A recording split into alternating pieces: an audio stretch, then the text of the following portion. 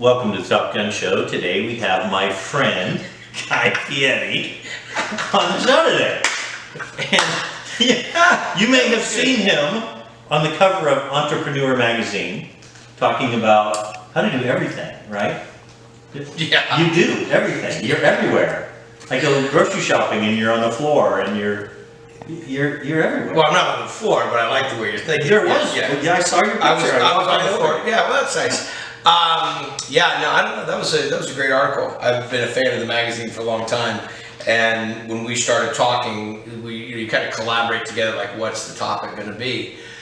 One of the things they asked me is, how do you do all the different facets and all the different companies and all the different projects you're involved in? How do you do it? And that kind of became, I didn't title it that, but they did, and it was a great piece. It was really very honoring. I was really happy. It's amazing. I keep that right by my desk. Well, that's good. I hope you did. Yeah, I'll leave it at that. So another thing you just did was you got your star on the Hollywood Walk of Fame. Yeah. Tell our viewers a little bit about that. Well, if you go to Hollywood, my son Ryder asked me, he says, we were driving on the way to school, and it was the day we were going to leave to go down to Hollywood, and he said, did you ever dream that this was going to happen? And I said, Ryder, I couldn't even dream of this. This is not even a dream type thing. This was so outside of left field. I mean, I never thought I'd be in TV, never thought I'd be doing the things that I'm doing outside of the food world. But I guess it's now inside the food world. But I said, no, I couldn't even have dreamed of this. So, there's, I don't know what my exact number is, but I'm in the 2800s of stars that are been recognized there in Hollywood. In the Hollywood Chamber of Commerce, it's an amazing process of what goes on and how it takes place. And Food Network is the ones that actually did behind my back. They went and nominated me, and they had to pay a big fee to do it and the whole thing. And it's just it's more than a mind-blowing opportunity. But the thing that is so important for me, and it gives me goosebumps as I talk about it, and it's what my speech was about, is it really was my time to turn the spotlight on all my friends and family and everybody that's had such a big role in my life, in the way that they've helped me, mentored me, encouraged me, inspired me, threatened me, whatever it might have been.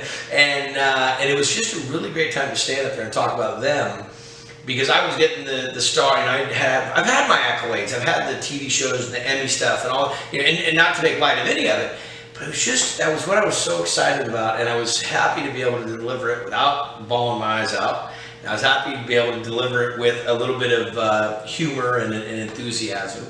And it was probably, besides the day my sons were born, probably the greatest day I can remember. That's amazing. Well, congratulations once again. Thank you. Quite an honor. The other memory I have of you is, I think it was like 2010. I don't know if you remember this, but it was when you were debuting Minute to Win It. And you went on The Tonight Show. And I had previously met Jay. You invited me to go along with you. And we went on a tour. We had a limo, and we went on a tour before we got up to the Tonight Show. We went to, I don't know, Entertainment Tonight, TV Guide magazine, all of them. And then we got on the Tonight Show. We went backstage in the green room, and you met Jay, and you went on the show. Kristen Stewart was on the show. So wait a second, if I gave you all that, why do I have to do the interview now? Haven't I paid my 5-cent ream of paper deal? No, you have. I'm just kidding. But Kristen, this is distinctly what I remember. Kristen Stewart was on the show for one of her Twilight movies or something. Right. And she came late. She rushed on the show, and she hardly said a word to Jay. I mean, didn't open up at all. He'd ask her a question, she'd say yes, no. That was it. Then you got on the show right after her as the next guest, and you opened her up like I couldn't believe. She was answering all your questions, and I thought at that time, I thought, you need your own Tonight Show. Can we lobby for that? If I've heard it once, I've heard it a million times. I'd say, not with the way Jimmy Fallon and Jimmy Kimmel do, not with the way they do they own it. Yeah. They've taken it to the next level. I mean, I think that every genre that we've seen, no one was ever going to do it better than Carson. No one was ever going to do it better than Leto and Letterman. Nobody's ever going to do it better. So I think that I probably have missed it, and I don't have the time. I don't have the time or the energy, and I love what they do and the commitment to do what I know Jimmy Fallon, and to do what Jimmy does, and to be as great as Jimmy is. he not only has to be a great host, which he's phenomenal at, but he also he really has his ear to the ground on what's going on, what's going on in music, what's going on in actors, he knows all that kind of stuff. I don't know anything.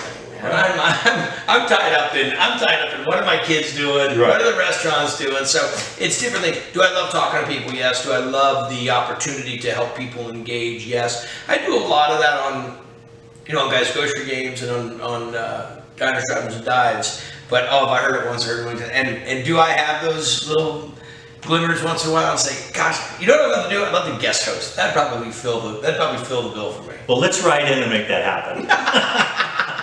Well, hey, I know you got to get running. Thank you for being on the show. I really appreciate it. You're a good man, buddy. Thanks for watching, and thanks for being on the show. Appreciate it. Absolutely, buddy. All right.